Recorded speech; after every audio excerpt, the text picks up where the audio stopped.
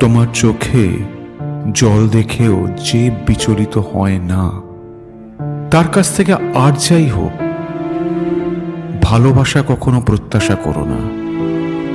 দিনের পর দিন অভিমান করে থাকার পরেও যে তোমার মুখে সামান্য হাসিটুকু ফেরানোর জন্য নিজের ছেলে মানুষেতে মেতে উঠতে পারে না, তার কাছ থেকে আর যাই হোক কখনোই গুরুত্ব আশা রেখো না। তোমাকে অন্য কারোর সঙ্গে মিশতে দেখে যে জেলাস ফিল করে না, তার ভালোবাসার আর যাই হোক সাগরের গভীরতায় কখনোই পৌঁছয় না। ভালোবাসার হয়তো কোনো মাপকাঠি হয় না, আবার ভালোবাসার হয়তো একটা মাপকাঠি হয়। ভালোবাসা মাপতে হয় মূলত হৃদয় দিয়ে, উপলব্ধি দিয়ে। 7ই ফেব্রুয়ারি। আজ ওর সাথে দেখা করতে যাওয়ার পথে ওর জন্য 10টা লাল গোলাপ কিনলাম, ওই টালিগঞ্জ মেট্রোর সামনে থেকে। দাম শুনে তো আমার রেটিনায় সর্ষে ফুল। অন্যান্য দিন যেই গোলাপগুলো মাত্র 5 টাকা করে নেয়, আজ কিনা সেই গোলাপগুলো 30 টাকা। এই নিয়ে 10 বছরের হলো আমাদের সম্পর্কের। মহারানীর আবদার, বছরের সঙ্গে সঙ্গে গোলাপের সংখ্যাও বাড়াতে হবে। তার মানে এর পরের বছর 11টা, আর আজ থেকে 40 বছর বাদে 50টা। এটা আবদার না গভর্নমেন্ট নোটিশ? মাঝে মধ্যে আমার নিজেরই গুলিয়ে যায়। 8ই ফেব্রুয়ারি। আজ এই নিয়ে প্রায় 3729 বার, হ্যাঁ 3729 বার ওকে প্রপোজ করতে হলো। প্রপোজ ডেফে একটা অজুহাত মাত্র। প্রথম ওই মহিলা ভালোভাবে প্রত্যুত্তর দিতেন, তারপরে তিনি একটা নতুন কায়দা শিখলেন। প্রায় ঘাড় ধরিয়ে প্রপোজ করিয়ে নেবার পর চুপ করে আকাশের দিকে তাকিয়ে থাকতেন। আমি যখন বলতাম, কি রে উত্তর দিলি না যে, অনেকক্ষণ চুপ করে থাকার পর তারপর একটু মুচকি হেসে বলতেন, ঠিক আছে ভেবে দেখব। কিন্তু আজ তিনি তো আর কিছুই বললেন না। খানিকক্ষণ চুপ করে থাকার পর একটা মৃদু হাসির শব্দ পেলাম, হয়তো বুঝলাম ওটাই ওর উত্তর। 9ই ফেব্রুয়ারি। চকলেট নিয়ে হ্যাংলামও হয়তো একটা লিমিট থাকে। একবার অটোয় করে যেতে যেতে একটা বাচ্চা ছেলের ক্যাডবেরিতে টুক করে ভাগ বসিয়ে দিয়েছিলেন ওই ভদ্রমহিলা। ব্যাস, তারপর কি কাণ্ড! লোকের খিদে পায়, কবিতা পায়, ওনার নাকি চকলেট পায়। তবে মোটা হওয়ার ভয়ে কখনো নিজের টাকায় উনি কিনে খান না। সত্যি ভীষণ অদ্ভুত ব্যাপার। আজ ওর জন্য একটা বড় চকলেট কিনে নিয়ে যাওয়ার সময় দেখলাম রাস্তার অন্য পারের ফুটপাতে অন্য একটা ছেলে, হয়তো তার প্রেমিকার জন্য আমার মতনই একটা বড় চকলেট কিনে নিয়েছে। দেখে মনে হলো তার মানে আমি হয়তো একা নই। 10ই ফেব্রুয়ারি। আজ শরীরটা খারাপ থাকায় আর দেখা করতে যেতে পারিনি। ওই মহিলাকে এমনটাই জানিয়েছি। আসলে গোলাপ আর চকলেট তাও ঠিক আছে, কিন্তু এই বয়সে একটা বুড়ো লোক বাচ্চা বাচ্চা ছেলে মেয়েদের মাঝখানে দাঁড়িয়ে গোলাপি আর হলুদ টেডিগুলোর মাঝে কোনটা একটু বেশি নরম সেটা দেখার জন্য বাছাবাছি করছে, এটা কি মানা যায় বলুন তো? তাই এই টেডির ব্যাপারটা অনলাইনে কিনে ওর ঠিকানায় কুরিয়ার করে দিই।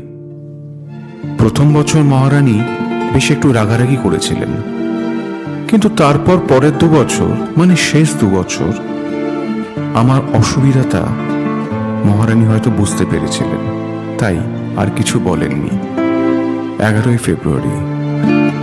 তুমি কিন্তু দিনে 5টার বেশি সিগারেট খাবে না, প্রমিস? আমি ছাড়া অন্য কোনো মেয়ের ছবিতে কিন্তু তুমি লাভ রিয়াক্ট দেবে না, কি promise? I like your salt and pepper look, so you are not going to dye your hair, promise? এই ছিল গত 3 বছরে প্রমিস করানোর নমুনা।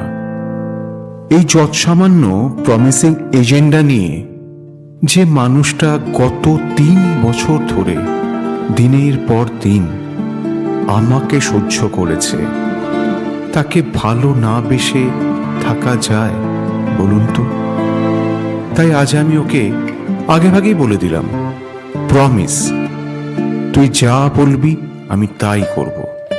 শুনে মহিলা এতটাই হতভম্ব হয়ে গেলেন যে ঠোঁট থেকে আর কোনো যেন কথা বেরোলো না। 12ই ফেব্রুয়ারি। আজ একটা সিকিউরিটি গার্ড আমাদের দেখে কিছুক্ষণের জন্য থমকে গেছিল। মহিলার বরাবরই একটা অভিযোগ, সেটা হচ্ছে আমার উচ্চতা নিয়ে। আমি যখন ওর পাশে হাঁটি তখন নাকি আমাকে ওর জেঠু বলে মনে হয়। আমাকে জড়িয়ে ধরলে নাকি ওর মনে হয় উনি পাহাড়ে ওঠা প্র্যাকটিস করছেন। আজ ভদ্রমহিলাকে জড়িয়ে ধরতে হলো, তার একটা বিশেষ কায়দায়। অবশ্য আমার আর কোনো উপায় ছিল না। আর ঠিক সেই সময়ে ওই সিকিউরিটি গার্ড ভদ্রলোক এসে হাজির। উফ, সত্যি আসার আর সময় পেলেন না ভদ্রলোক। 13ই ফেব্রুয়ারি। এই ব্যাপারটা না ভীষণ ব্যক্তিগত, তবু আজ পর্যন্ত যতবার ভদ্রমহিলাকে চুমু খেয়েছি মনে হয়েছে বুকের ভেতর কেউ যেন দামামা বাজিয়েছে। আজও তার অন্যথা হলো না। শুধুমাত্র ওই সিকিউরিটিটা এসবের মাঝখানে এসে পড়ে আরো একবার আমাদের দেখে অবাক চোখে তাকিয়ে রইল। কাউকে বোধহয় আগে এরকম চুমু খেতে দেখেনি। কি করব? আজ মহিলা যে মাটির নিচে কফিনের মধ্যে দিব্যি শুয়ে আছেন। চুমু খেতে গেলে আমাকে তো আমার ঠোঁটটা মাটিতে ঠেকাতেই হবে। 14ই ফেব্রুয়ারি। গতকাল জড়িয়ে ধরার পর মাটি থেকে উঠে দেখি সমস্ত জামায় আমার ধুলো লেগে আছে। এই সিকিউরিটি গার্ড ভদ্রলোক হয়তো নির্ঘাত আমাকে পাগল ঠাউরেছেন। অনেক লোকের মুখেই শুনেছি যার কেউ নেই তার ঈশ্বর আছেন, তবে আমি মনে করি যার কেউ নেই তার অপেক্ষা আছে। আর এই অপেক্ষাই পারে সারা জীবনের মতো আলাদা হয়ে যাওয়া দুটো মানুষকে এক আকাশের তলায় সামনাসামনি দাঁড় করিয়ে দিতে। গত 8 মাস ধরে তুমি আমার পাশে নেই, কিন্তু আমার থেকে অনেক দূরে মাটির নিচে যে তুমিটা চুপ করে শুয়ে আছো, আমি জানি সে অপেক্ষা করছিল এই 7টা দিনের। এই 7টা দিন কারো চোখে লোক দেখানো, কারো চোখে আবার আধেকলাপনা, কারো চোখে কলোনিয়াল হ্যাংওভার। আমিও মাঝে মাঝে বিরক্ত হতাম এই 7টা দিন আসলে, কিন্তু আজ তুমি যখন আমার পাশে নেই তখন বুঝতে পারলাম এই 7টা দিনের মাহাত্ম্য। এই যে বছরের নির্দিষ্ট 5টা দিনে ধুমধাম করে দুর্গাপুজো হয়, এই যে বছরের নির্দিষ্ট একটা দিনে ঈদ পালন করে মানুষ, এই যে বছরের নির্দিষ্ট একটা দিনে সমস্ত শহর ঝলমল করে ওঠে ক্রিসমাস পালন করার জন্য, এগুলো তো বছরের যে কোনো দিন হতে পারত, কিন্তু কেন হয় না? কারণ তাহলে অপেক্ষা নামক শব্দটা চিরতরে মুছে যাবে উৎসবের অভিধান থেকে। আমরা যারা ভালোবাসাকে একটা ধর্ম হিসাবে মেনে নিয়েছি, তাদের কাছে এই 7টা দিন একটা ধর্মীয় উৎসব। ছোটবেলা থেকে আমি কোনোদিন সেভাবে ডায়েরি লিখিনি। গত 7ই ফেব্রুয়ারি রাতে প্রথম লিখতে বসেছিলাম, আর গত 6 দিন যা যা লিখেছি সেগুলো পড়ে হাসি পেলেও সেটাকে সম্বরণ করার চেষ্টা করুন। আজ এই পাতাটা এখানে বসেই লিখছি, তার কারণ তোমার ইচ্ছা ছিল আমার প্রেমপত্র লিখতে দেখার। এই লেখাটা শেষ হবার পর ডায়েরির 7টা পাতা আমি রেখে যাব এখানে, সাথে নিয়ে যাব আরেকটা ডায়েরি, যাতে চাইলেও এই 7 দিনে কোনো দাগ কাটতে পারবে না। আবার এইভাবে পরের বছর এই দিনে আরেকটা ডায়েরি হাতে নিয়ে আমি বসবো তোমার সামনে।